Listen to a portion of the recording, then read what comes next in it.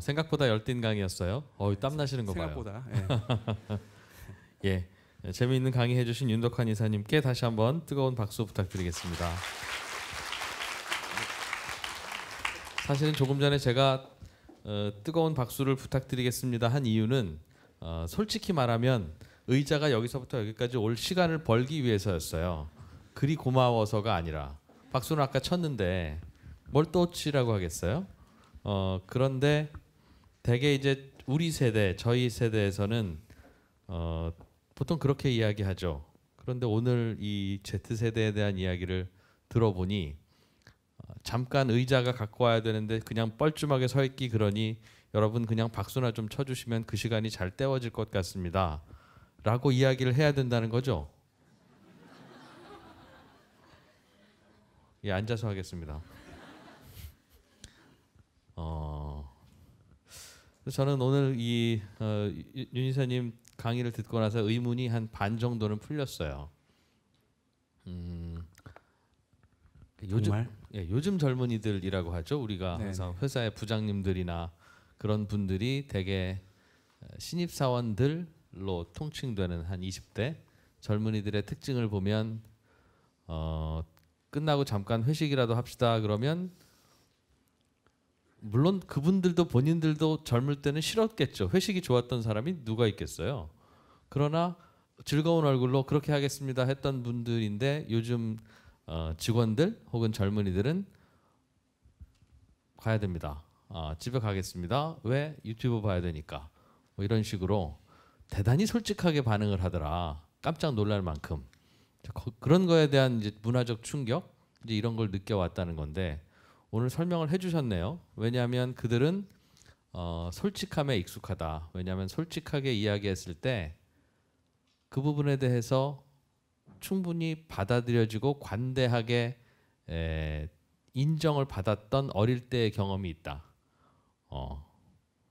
어릴 때부터. 근데 그러면 그 이유는 그들의 부모면 386 세대죠. 이른바. 반올림하든 반내림하든 50세에 가까운 그런 분들이 그 아이를 기를 때 쉽게 얘기하면 오냐 그들을 존중하면서 길러왔기 때문에 저 오늘 일어나기 싫어요. 그러면 일어나지 마세요. 밥 먹기 싫어요. 하면 뭐 그럴 수 있어요. 그러세요. 이제 이런 식의 상당히 자유로운 분위기로 자라온 결과 그들의 감정을 솔직하게 드러내는 데 있어서 그 어떤 거리낌도 없게 자라났다. 그러다 보니 생각도 보수적이다. 부모의 세대가 갖고 있던 생각을 그대로 받아들이는 것에도 뭐 익숙하다. 이제 그런 뜻이에요. 그 증거로서 라면을 고르는 입맛이 상당히 보수적이고 굳이 새로운 라면을 찾지 않고 라면을 끓일 때는 반드시 매뉴얼에 충실하게 끓인다라는 거죠. 네, 맞습니다. 책에는 그 더 주옥 같은 내용이 많은데 발표된 것만 보셨나 봐요. 네. 책에는 많은데. 그래서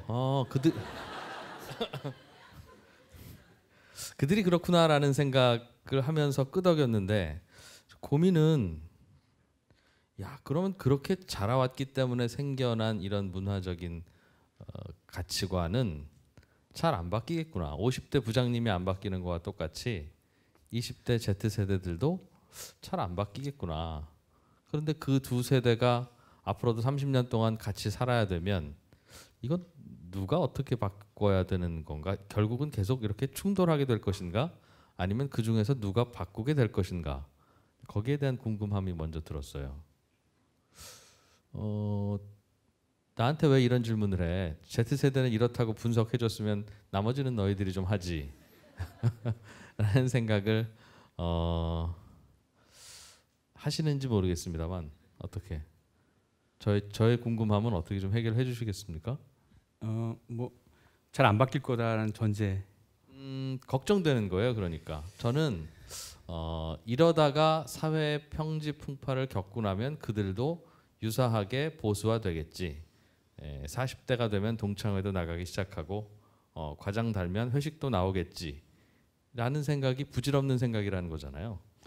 근데 저는 사실 그 전제는 동의가 좀 어렵습니다. 그러니까 왜냐하면 경제적 환경이 좀 바뀌면 사람들은 좀 다르게 생각하게 될 가능성이 있다. 요 저게 중요한 근거가 올해 그 경기연구원에서 나왔던 보고서 같은 걸 보면 되게 흔적이 있어요.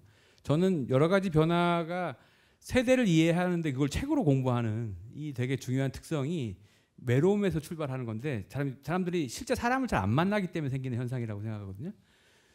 근데 예를 들어서 그 만나는 데 대해서 최소한의 뭐 커피값이라도 있어야 만나지 이런 생각이 굉장히 강하게 있어요.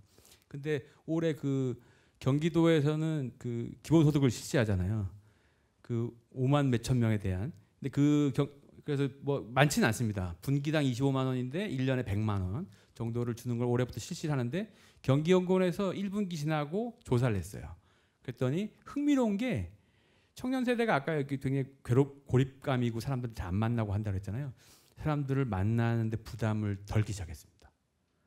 그리고 주변에 아까 사회적 이슈에 대한 관심이 좀 없다, 좀 덜 하려고 그랬는데 사람들이 관심을 갖기 시작했어요. 사회적 이슈나 주변 사람들에 대한. 그러니까 사실은 물적 토대가 바뀌면 사람들의 생각은 조금씩 바뀔 것 같아요. 그런 측면에서 보면은 세대가 어떤 식으로 간에 지금까지 살아온 대로 생활을 하게 되겠지만 아마도 경제적 환경이 좀 바뀌면 어느 정도 변화의 가능성이 좀 있다. 저는 뭐 그렇게 생각합니다. 그러면 지금의 Z세대들은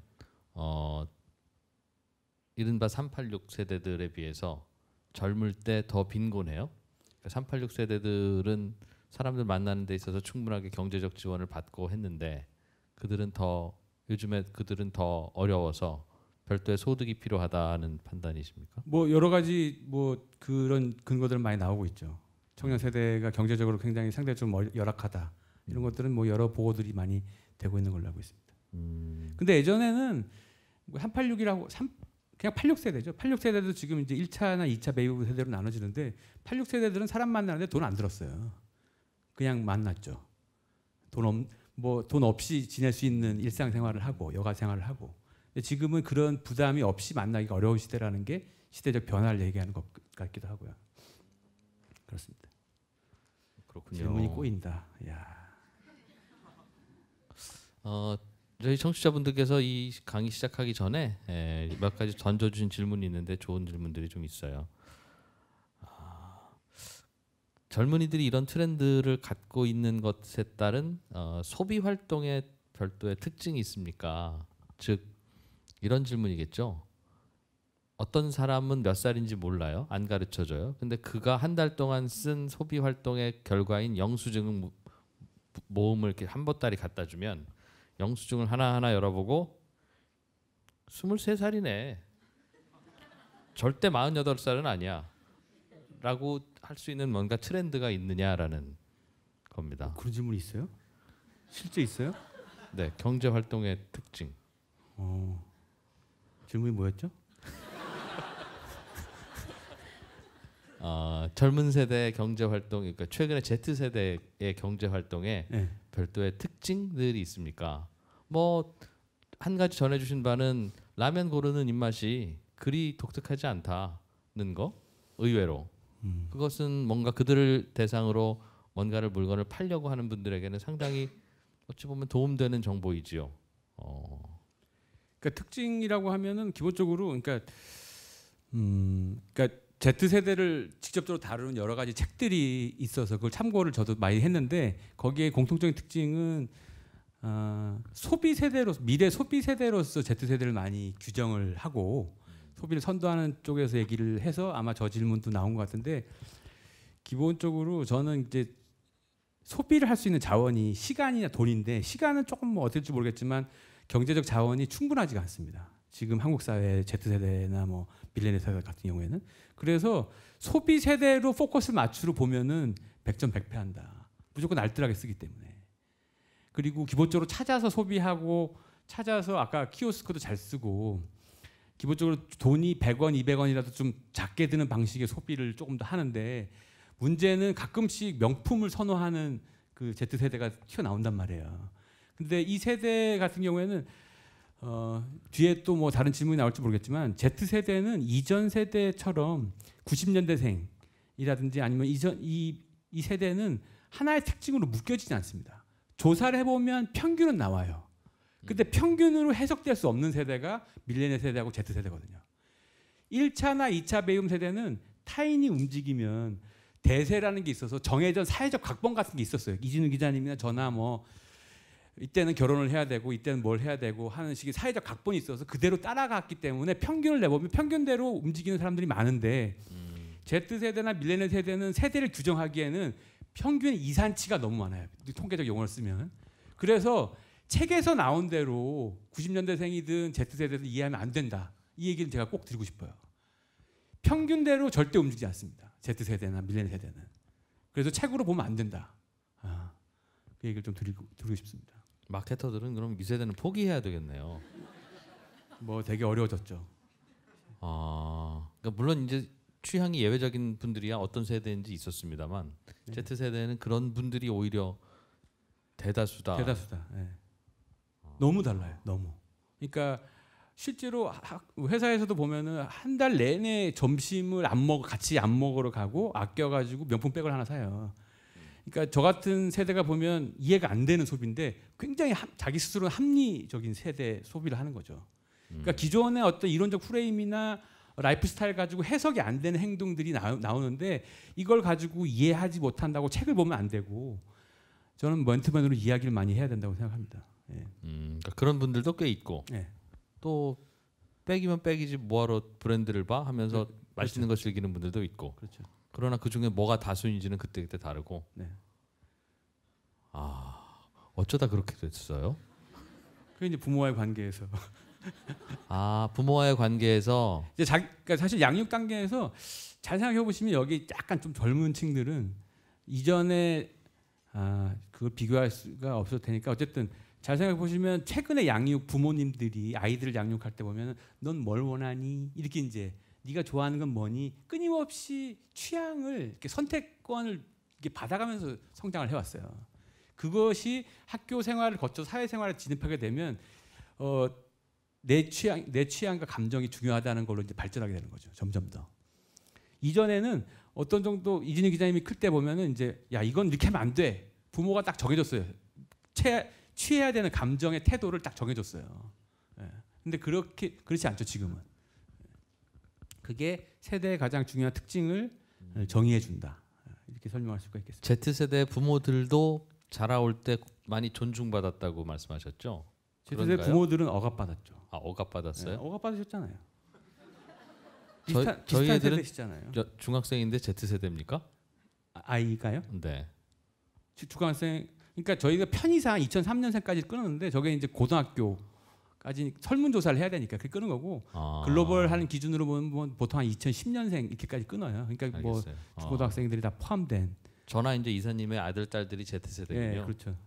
그런데 그 Z세대 부모들은 억압을 받고 자랐기 때문에 주로 이제 2차 베이비부 세대니까 많이 혼나지 않았습니까? 네. 혼난 기억 많죠. 그러니까 많이 맞았어. 맞고 컸어. 그래서 그와 전혀 다른 방향으로 아이들을 기른다. 그렇죠. 그럼 그렇게 자란 아이들은 또 커서는 반대로 아이를 기르겠네요. 그러니까 1차 베이비부 세대 그렇죠. 그럴 수 있어요. 지금 이제 1차 베이비부 세대 55년생부터 64년생까지를 정의한 게 Z세대랑 부모의 관계가 약간 비슷하다고 그랬잖아요. 그러니까 1차 베이비부 세대는 한국 사회에서 태어나기도 무지하게 태어났지만 그 이전에 부모로부터 청소년기부터 약간 니들이 잘 선택해. 너 벌써 중학교 갔어? 고등학교 갔어? 본인들이 못 배운. 그러니까 이 30년대생들의 학력이라는 건 사실 높지 않았습니다. 뭐 여러분들 직관적으로 이해하실 것 같은데, 근데 55년생들은 대학 그 졸업자들이 생각보다 많지가 않은데도 불구하고 고졸만 돼도 굉장히 고학력자였어요. 그러니까 이분들의 성장기에는 많이 배운 학교를 다닌 것들에 대해서 부모들이 약간 야 니들이 똑똑한데 잘 선택하지. 부모들이 오히려 물어보고 막 이런. 그러니까 1차 베이비 세대는 한국 사회에서 최초의 주인 의식을 갖고 한국 사회 변화시킨. 그분들이 몇 년생이에요? 저희가 정의한 거로는 55년생부터 64년생. 대략 이제 60대 전후에. 그렇죠. 50대 후반, 60대 초반 이렇게 되는 거죠. 그런 분들은 주인 의식을 가지고 자랐고. 그렇죠. 그분들이 기르고 교육한 아이들이 그러니까 그러면 밀레니얼 세대. 지금 한 30대. 네. 30대 그분들은 어떻게 교육을 했습니까? 밀레니얼 세대들. 그러니까 이제 주의식을 받고 성장한 55년생부터 64년생의 이분들은 자녀들을 자기의 성공 경험을 통해서 야 이렇게 하면 되는데 니들 왜 안 해요? 아 시키는 대로 해. 까불지 말고. 야 이렇게 하면 돼. 라는 어떤 프레임을 주고 양육됐을 가능성이 있기 때문에 아까 보신 대로 밀레니얼 세대의 부모와의 관계는 Z세대보다는 덜 좋아요. 아 그러면 그들은 사회 저항적이기 쉽고 그런 사회 저항 어쨌든 뭐 그 보수적이냐 진보적이냐 나누면 약간 진보적인 진보에 가깝고. 농지에, 그러나 가능성이 있죠. Z 세대들은 상당히 보수적이다. 네네. 부모가 마련해둔 세계 관계를 고려해 보면 생각보다 안정적이고 괜찮아 그런 거죠. 변화가 필요해 이렇게 생각을 하게 될 가능성이 있죠. 그거 하루 종일 뭘 물어보고 설문조사하고 그러세요? 이런 거 알아내기 위해서? 어떻게 알게 되셨어요 이걸? 그냥 하다 보니까 그냥 자녀를 키우는 입장에서 Z 세대를 키우다 보니까 얘는 너무 다른데 이렇게 본인의 아이를 통해서 알았다고요 그걸? 그렇죠. 아까 그 말씀드렸던 14살짜리 아 이거 나중에 우리 딸내미도 볼 텐데 어떻게 할지 모르겠네. 어쨌든 혼날 텐데. 그럼 이들은 앞으로 자라나면서 이렇게 Z 세대가 이제 저희 나이에 돼서도 유사한 특징을 가질 것이고 계속. 그렇죠. 근데 이제 오늘 이제 발표한 자료에는 없지만 책에는 다 나와 있는데 어쨌든 이제 그 되게 중요한 내용 중에 하나가 Z 세대가 약간 그 모범생에 대한 로망이 있어요. 다른 세대랑 더 다르게. 그러니까 모범생이고 싶어하고 그래서 Z 세대들이 주로 쓰는 말이 인싸라는 말이에요. 인싸템이라고 하는 게 어떤 큰 메인 프레임 안에 있다라는 그 느낌을 되게 좋아하거든요. 그래서 걔들은 그 친구들은 주로 이제 인싸야 아니야 이거 되게 중요하게 생각합니다. 이 모범생에 대한 로망이 뭐를 좌우하냐면 그래 조금 걱정되는 건 뭐냐면 어떤 사회적 큰 기준에 그걸 잘 따라야 된다라는 강박 같은 게 있는데 이게 뭐에서 드러났냐? 최근에 그 질병관리본부에서 질병증후군 같은 걸 냈는데 2014년에 비해서 2019년도에 우울증 환자 여기 질병관리본부에서 발표한 거는 확진된 환자입니다. 환자가 20대가 2배가 늘었어요. 5만 명이 안 됐는데 거의 10만 명이 됩니다. 10대하고 20대가 그렇게 2배씩 늘었어요. 거의. 그러니까 이걸 보면 모범생에 대한 이 뭔가 이 프레임 안에 있는 이게 생각보다 뭔가 좀 깨줘야 되는데 어른이 마련해준 세계가 옳지가 않을 수도 있는데 지금은 아직 그 안에 있다. 그래서 오히려 외로워하고 우울하고 힘들다. 그 프레임에 대해서 한번 의심을 해봐야 되는 시기인데 오히려 젊은 청년이라고 하면 그것도 뭐 제 생각일 수도 있겠습니다. 정말 다르군요. 그렇죠. 저희 때라고 하면 그런 또 아니지. 라떼이즈. 대개는 아웃사이더가 뭔가 지향하는 점이고 그렇죠. 그렇게 되지 못하는 용기를 내지 못하는 게 부끄럽고 새 옷을 사 입고 나갔는데 밖에 똑같은 옷 입고 나오면 당장 들어가서 갈아입고 싶고 그랬는데 요즘은 그러고 보니까 정말 다 교실 전체가 검은색 패딩으로 똑같이 오히려 그런 데서 소속감을 느끼고 인사이더임을 확인하면서 안도감을 느낀다는. 좀 안타깝죠. 왜 안타까워요? 아닌가? 본인하고 다르다고 왜 다 안타깝다고 생각하세요? 이제 공격하시는구나. 알아야 될 것들 많이 안내를 해주고 눈높이에 딱 맞는 만인의 경제 과외 선생님